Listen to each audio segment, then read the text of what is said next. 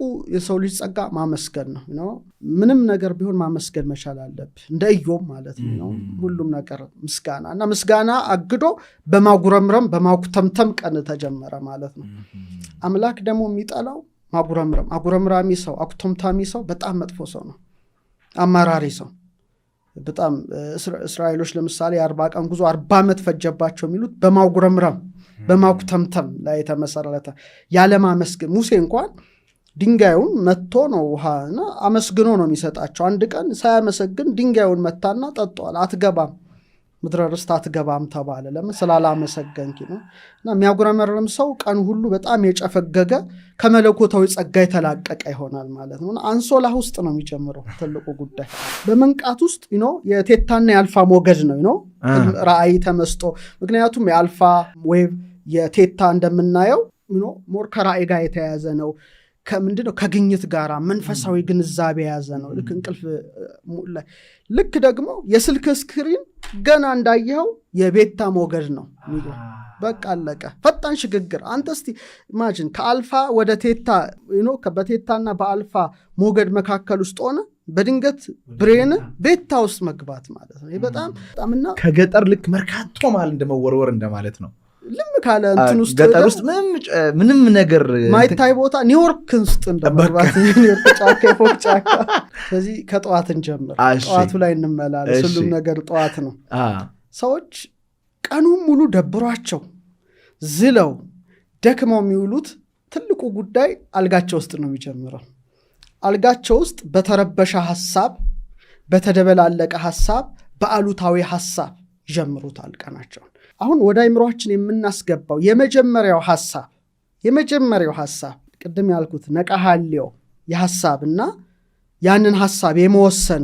ጉዳይ ቀናችንን ሁሉ ሲመራው ይውላል በጣም ወሳኝ ጉዳይ ነው ማነሳው ብዙዎች እንደሚጠቀሙበት ይሄንን ፖድካስት አምናለሁ ለራሳቸው ሲሉ እና ቀናችን ውስጥ ያለውን ድግግሞሽ ይመራል በቃ ዙተራው ያ ነው መጀመሪያ ሰው አልጋ ውስጥ ሆኖ የሚያስበው ሐሳብ አልጋው እኮ አልወረደም ለምሳሌ አንዳንዱ ሰው ገና ከንቅልፉ እንደነቃ ደግሞ ነጋ ይላል እንታጣቅም አስቀመጠ እኔም እንደዛ ነበርኩ ደግሞ ነጋ ደግሞ ሆን ነጋ ደግሞ ዛሬ ቀኑ ሙሉ አጨናናቂ ቀን ነው ዛሬ ቀኑ ሲያደክም ብሎ ይጀምራል ያለቀ በቃ ምክንያቱም ውሸት አያውቅም ይሄ ህግ እውነት ብቻ ነው አንተም እኔም ካሜራ ማኖቹም ድንጋይ ሁላችን ወደ ሰማይ ብንወረውር ወደ ታች ይወርዳል የኔ ሰማይ ላይ ተሰቅሎ አይቀርም እውነት ነው ንጉስም ቢወረውር ማንንም ቢወረውረው ይመጣል እና ቀናችን ደግሞ ነጋ ደግሞ ነጋ ብለ ከጀመርከው በቃ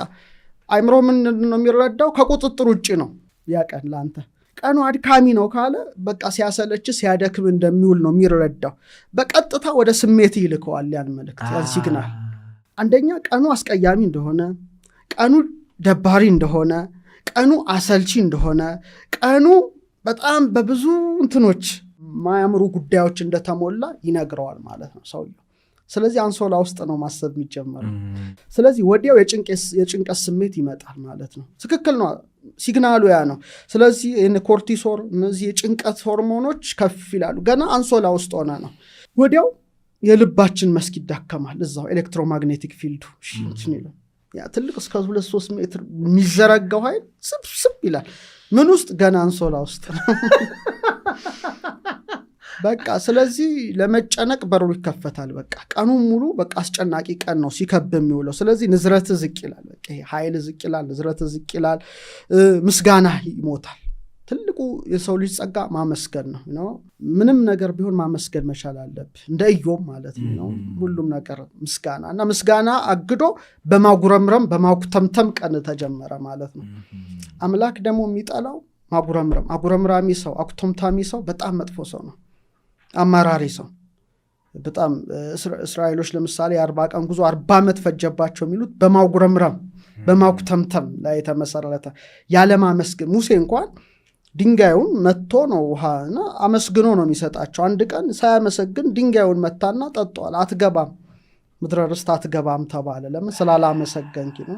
እና የሚያጉረመርም ሰው ቀን ሁሉ በጣም የጨፈገገ ከመለኮታዊ ጸጋ የተላቀቀ ይሆናል ማለት ነው። አንሶላ ውስጥ ነው የሚጀምረው ትልቁ ጉዳይ። ስለዚህ ይህን መርሃ ግብር የሚመለከቱ ሰዎች አንሶላቸውስ ምን ማሰብ እንዳለ ቀናቸውን ለማሳመር በቅዱስ ሀሳቦች መጀመር ገና አንሶላ ውስጥ እያለ ይሄ እኔም ማደርገው ነው። አብዛኛውን ጊዜ ማደርገው ነው። አንደኛ ጠዋት ከእንቅልፍ ስነሳ 2 ሀሳቦች አሉኝ። አንድ ገና ብልጭ የሚል ሀሳብ፣ ሁለተኛ ደግሞ ቁርጥ ሐልዮ የሚባለው የምትወስነው ሀሳብ እና በቃ ልክ አይንህን ገለጥክ አይደል? አንሶላ ገለጥክ። ስትገልጥ አይናቸው እንደተጨፈነ የሞቱ ሰዎች በዛን ቀን ሚሊየንስ ይኖራሉ እና አይንህን ገልጠሃል። ስለዚህ የመጀመሪያውን ትንፋሽ ተንፍሰሃል። ስለዚህ ስለ ትንፋስ ማመስገን አለብህ። ገና የመጀመሪያዋ ስለ አይን መገለጥ እዛ አንሶላ ውስጥ ሆነ ስትጀምረው ማለት ነው። ቀን ጨፍነ ልታደርገው ትችላለህ፣ ላትገልጠው ትችላለህ፣ ግን ገለጥክ። በቃ ያች የመጀመሪያዋ መገለጥ ምትልበት ሳትሆን አምላክን የምታመሰግንባት የአይን መገለጥ መሆን አለባት። እና ይህ ቀን አዲስ ስጦታ ነው፣ ለአንተ የተሰጠ አዲስ ስጦታ ነው። እንደውም ምን ይላሉ? 365 ገጽ የያዘ መጽሐፍ ነው የተሰጠና ንጹህ ነው። ይሄ ለአንተ ዛሬ ጥሩ ምጽፍበት ወይም መጥፎ ምጽፍበት ገጽ ነው። ስለዚህ አዲስ ቀን ስለሆነ በአዲስ ጅማሮ እና እንደውም አንዳንድ ሰው ሲያማርሩ ስሰማ እንደው ምን ነው የዳዊትን መዝሙር ቢያስቡ ላለው ዳዊት በመዝሙር 117 በቅንፍ 118 24 ደስ ይለኛል። ምን ይላል? ዛቲ ዕለት እንተ ገብረ እግዚአብሔር፣ እቺ ዕለት እግዚአብሔር የሰራላት ናት። ንትፈሳው ንታሐሰይ ባቲ፣ በሷ ደስ ይበለን ይላል። በጣም ደስ ብሎ በቃ መጀመር እና እግዚአብሔር እችን ዕለት ስለሰጠህ ነው በደስታ መጀመር እንዴት ያቅታል? በጣም እኮ በጣም ምን አይነት አማራሪና አኩተምታሚ መሆን እንዴት አለመታደል ነው። እና ለአይን ማመስገን አለብህ፣ ለጆሮ ማመስገን አለብህ፣ ለአፍንጫ ቆጣሪ እግዚአብሔር እዚህ ጋር ቢገጥምልህና ለአይን ክፈል፣ ለጆሮ ክፈል፣ ታክስ ክፈል፣ ለእጅ ለእግር ለስትንፋስ ቢል ኮቪድን ተመልከተ። ለኦክሲጅን ሰው ስንት ከፈለ ነው። ይህን ሁሉ አስበህ ቢያንስ ማመስገን ካልተደረገልህ የተደረገልህ ብዙ ነው። ስለዚህ ማመስገን ነው። ስለዚህ ሰው ሲነቃ ነው የምለው ስልኩን ባይነካ፣ በኋላ ላይ ስለ ስልክ እናየዋለን። ሰዓቱን እንኳን ባያይ በጣም መቻኮል ይመጣል። ውዝግብግብ ነው የሚወጣው። በቃ ሰዓት ረፈዱ በቃ ይሆናል አይደለ? ስለዚህ በዛ ባትጀምር ቀን አይረበሽም። ሁለተኛ የትላንቱን ነገር አለማመላለስ። ስለ ትላንት ችግር ዛሬ ሌላ አዲስ ቀን ነው። ትላንት አልፏል። እኛ ዛሬ ነን። ስለ ትላንቱ አይመለከተንም። አልፏል፣ በቃ አልፏል። ስለዚህ በአዲስ መንፈስ መጀመር። ስራዎችን አትዘርዝራቸው ነው። ጀምበሬ አንተ ማማና ያዝባል ስትመጣ ለምሳሌ እንትኔ ነው ሬስቶራንት እንከፍታለሁ ከዛ ስራህን አለመዘርዘር ሰላማዊ ቀለመዋል ነው። ከስራ ይልቅ መጀመሪያ እግዚአብሔር ስላነቃ በቃ ያ ለአንተ በቂ ነው።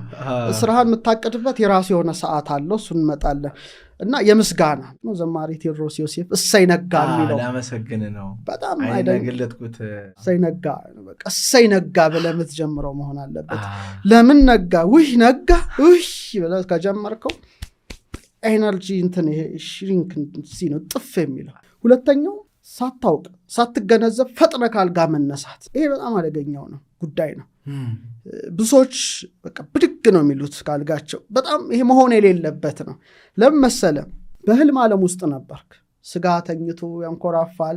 ነፍስ ህልም በማለም ራእይ በማየት እንትን ውስጥ ናት፣ ረልም ውስጥ ናት ምትመላለስ።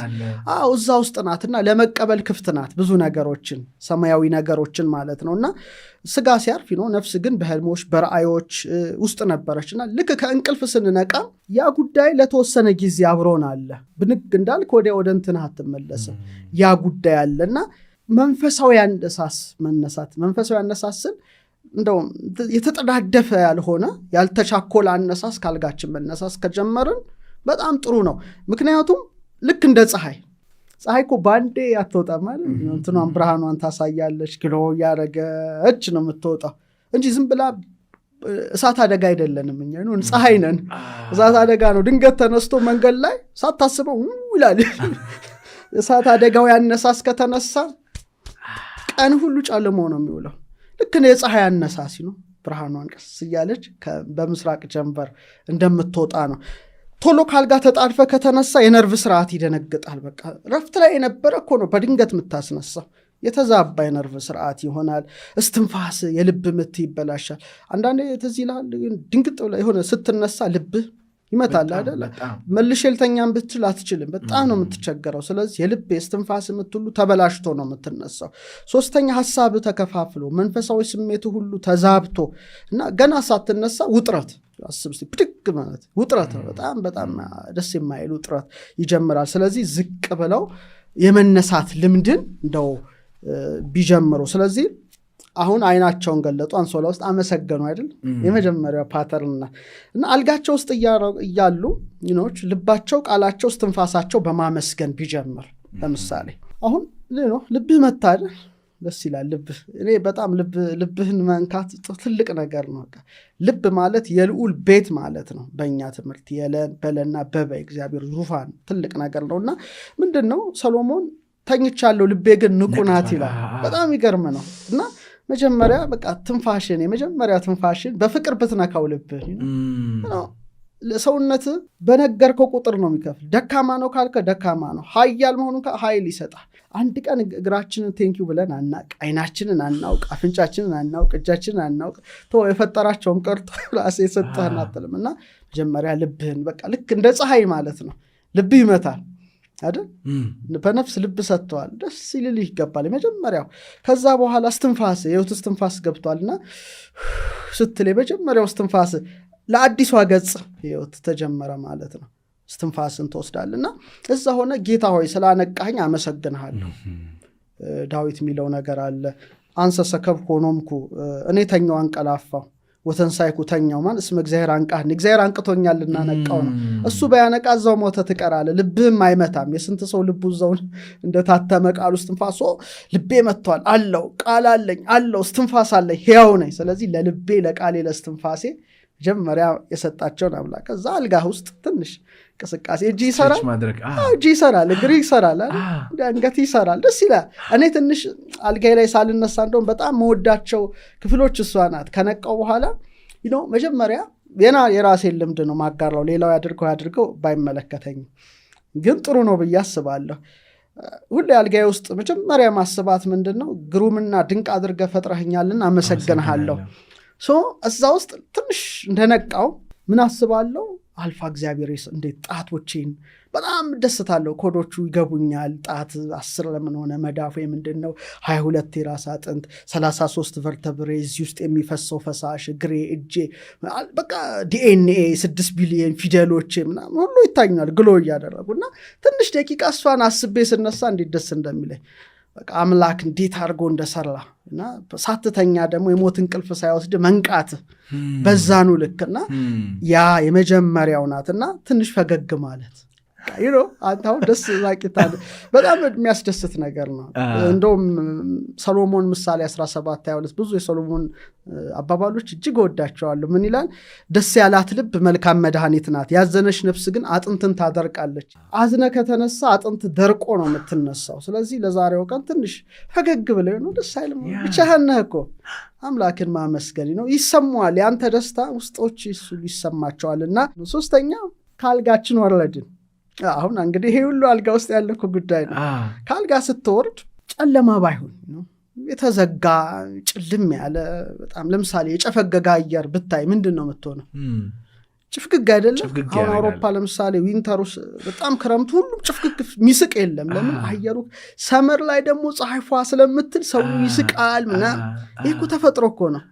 ስለዚህ እንደ ቀልድ ነው የምንወስደው ስለማናቀው ስለማይገባን። እዛ ሀገር ኖሮ ስለማናቅ ቻይና ምናምን ያሉ ሰዎች በጭስ የታፈነ ጭፍግግ ባለ ነገር ውስጥ በቀላሉ የምንተነፍሰው ነገር እዛ በጣም ውድ ነው። ወደ ፖይንቱ ስንመለስ ጨለማ ያልሆነ ቦታ መንቃት። አየር ንብረቱ ምን ያህል አሉታዊና አዎንታዊ ጉዳይ እንደንትን እና ቤትም ስትነሳ ዳርክ ከሆነ ቀዛው ቆይላል። አንሶላ ውስጥ አትውጣ። አንዳንዱ እኮ እንዳለ ወዲያው ገብቶ ይቆያል። በቃ እዛው ምንም ብርሃን ፍሰት የለም። ስለዚህ የማይንቀሳቀስ ጉልበት ነው። እዛ ላይ በጣም ጉልበት ይንቀሳቀሳል ግን አለ አይደለ ቀስ እያለ መሄድ ይሆናልና ብርሃን ያግዳል። ስለዚህ ሰው መንፈሱ ይጨናነቃል። ልክ እንደ ጭፍግግ እንዳለ አየር ቤቱን ሲያው ተዝረከረከ ነው፣ ጭፍግግ ያለ ነው። ስለዚህ እዛው ቆይላል። አይምሮም ጭጋግ ይሆናል ብለህ ይሆን ምንም አይነት ይሰማዋል። ተነሳሽነት ያጣል። በቃ ግን የስነ ፍጥረት ታሪክ ስትጀምር እግዚአብሔር ብርሃን ይሁን አለ፣ ብርሃንም ሆነ። ትልቅ ነገር እኮ ነው። ብርሃን ይሁን አለ፣ ብርሃንም ሆነ። ስለዚህ ቶሎ ምንድነው ማድረግ ያለብን? መጋረጃም ካለ መክፈት ነው መጀመሪያ የምታረገው። አሁን ስልክ ውስጥ በጣም በጣም መጥፎ ነገር ነው ፓተርኑ። ልክ ነቃ አይደል መጋረጃን ትከፍታለህ። ፀሐይን ማየት ትንሽ ላይቷን ሳይበዛ ነፋስ እንዲገባ ማድረግ ኃይል ነው የምታስገባው። የተዘጋው ማለት ምን ሆነ ማለት ነው? ተከፈተ ማለት ነው። ከዛ አምስተኛውና ትልቁ ሰው እየተጎዳበት ያለው ስልኩ ነው። እኔም አንተም ሁላችንም ጨምሮ እጅግ በጣም እየገደለን ያለ ጉዳይ ነው። እንግዲህ የራሳችን ውሳኔ ነው ከዚህ በኋላ እና ስልክህን ማራቅ አለብህ ስትነቃ። አብዛኞቻችን እዛችሁ ስር ነው ያለችውና ቶሎ ብለህ ስልክህን ነው የምትይዘው እና ምንድን ነው የሚያመጣብን ጉዳይ መሰለ? ማዕከለ ነቂ ሆነው ይባላል። በመንቃትና በመተኛት መካከል ነዋል። ከእንቅልፍ የምንነቃው ብንናለን በመተኛትና በመንቃት። እና አይምሯችን ቅድም እንዳልኩት ወዲያው ክፍት ነው ሁሉንም ነገር ለመቀበል። ምክንያቱም በመተኛት በመንቃት መካከል በነፍስ በስጋ ውህደት መካከል ያለህ ነው ያን ሰዓት። ስትተኛ ነፍስ ግን ልብ ነቅታለች፣ ስጋ ነው የሚያንኮራፋው ሰሎሞን እንዳለው።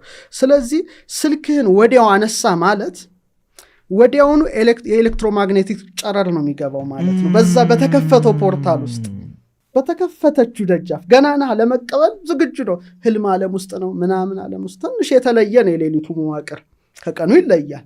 ምክንያቱም ህልም ሌላ ነው፣ ራእይ ሌላ ነው። ብዙ ትንሽ ረቀቅ ያሉ የነፍስ ጉዳዮች ናቸው። ስለዚህ ወዲያው ስታነሳ ይህን ስልክን ኤሌክትሮማግኔቲክ ጨረር ገባ ማለት ነው። ገባ ደግሞ በስልኩ ደግሞ የምናያቸው ዜናዎች በጣም ኔጌቲቮች ናቸው። ወይ የሆነ ፕሌን ተከሰከሰ፣ የሆነ ሰው ሳምቲንግ ታሰረ፣ የሆነ አደጋ መጣ፣ ጦርነቱ እስራኤል እንትና ላይ እንደዚህ ያደረገች የሚለው ኔጌቲቭ ነገር ደግሞ ይበዛዋል እሱ በጣም እና ደግሞ ስከፍተው ወዲያው የተላከል ኖቲፊኬሽን ሲንጫጫ በጣም ነው የሚረብሸው። አሁን ምን አትወድም ብባል ስልክ ሰው ራሱ ባይደውልልኝ እመርጣለሁ። በጣም ነው ምጠላው። ሲደወልም ሳይም እንደው ቢያንስ በሳምንት እንደው 10 ደቂቃ ብጠቀም አልችልም እንጂ እስከ መመርጥ ደርሻለሁ። ይረብሻል። ኖቲፊኬሽኑ ሜሴጁ ምናምኑ በቃ የተረባበሸ ሁኔታ ውስጥ ነው። ገና ኮኔክት አዲስ ገጽ ነው የተሰጠ ከእግዚአብሔር የተሰጠ አዲስ ገጽ ነው። አሁን ደግሞ ያልከው በማህበራዊ ሚዲያ የሚመጣው ያልተጣራ ዜና በቃ ይረብሻል። ምን አገባህ አንተ በሰው ህይወት የምትኖረው? የራስን ሳትኖር በሰው ህይወት ትጀምራለህ ታሪክ። አርቲስት ገሊት ምን በላሽ በሚል ዜና በማያገባ በሰው ህይወት ጀመርክ፣ ህይወትን አከተመ። ያንተ ህይወት አይደለም። ቀኑ ሙሉ ስለዛ ሰው ስልታስብ ነው የምትኖረው። የሞትክ ማለት ነው እዛ ላይ። በቃ አንተ ቀን አይደለም። ያ ገጽ የሌላ ሰው ገጽ ነው። በአንተ ደብተር ላይ ሌላ ሰው ነው የተጻፈው። እዚህ ይሄ በጣም ወሳኝ ነው። ሁለተኛ ሞባይል የአእምሮ ሂደት ያዛባል። እንዴት መሰለ? በመንቃት ውስጥ የቴታና የአልፋ ሞገድ ነው ራእይ ተመስጦ። ምክንያቱም የአልፋ ዌቭ የቴታ እንደምናየው ሞር ከራእይ ጋር የተያያዘ ነው። ከምንድነው ከግኝት ጋር መንፈሳዊ ግንዛቤ የያዘ ነው። ልክ እንቅልፍ ላይ ልክ ደግሞ የስልክ ስክሪን ገና እንዳየኸው የቤታ ሞገድ ነው። በቃ አለቀ። ፈጣን ሽግግር። አንተ እስቲ ኢማጂን ከአልፋ ወደ ቴታ በቴታና በአልፋ ሞገድ መካከል ውስጥ ሆነ በድንገት ብሬን ቤታ ውስጥ መግባት ማለት ነው። በጣምና ከገጠር ልክ መርካቶ ማለት እንደመወርወር እንደማለት ነው። ልም ካለ እንትን ውስጥ ገጠር ውስጥ ምንም ነገር ማይታይ ቦታ ኒውዮርክ ውስጥ እንደመግባት ኒውዮርክ ጫካ የፎቅ ጫካ ግራ ይጋባል ሰውየው። በቃ መኪናው ፒር ሲልበት ምናምን ለምሳሌ አንተ ኤሊየን ከተማ እንደመግባት ማለት ነው። በቃ አልፋ ቴታ እዛ ውስጥ ሆኖ ብሬናችን ወዲያው ቤታ ደግሞ ትኩረት ቢከፋፍል ጭንቀት ሩጫ ነው። አስበው እስቲ ከመረጋጋት ወደዛ ውስጥ ገባለህ። በቃ ስለዚህ እኔ ኢንስታግራም ከመክፈት ፌስቡክ ከመክፈት ቲክቶክ ከመክፈት ልባችንን መክፈት ነው።